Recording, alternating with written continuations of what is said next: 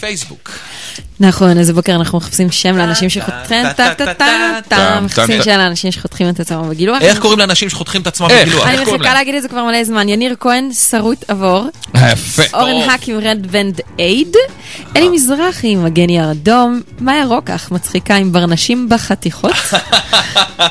אוי, הפייסבוק הבוקר מעולה. יש גילוח הכפל של אסף גלזריקו, יש רב חובש של יואב מאור, יש אם ג'ינג'י מתגלח הוא פשוט נקרא לגזרים, כותב יניב כהן. טוב.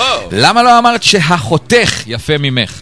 ומה עם שייר טל ברזילי שאומר הפנסיונרים? נהדר הבוקר. רגע, ויש עוד משהו חמוד של אלדן שהוא כותב טון טון טון טון טון טון פרצופה של המכונה טון טון.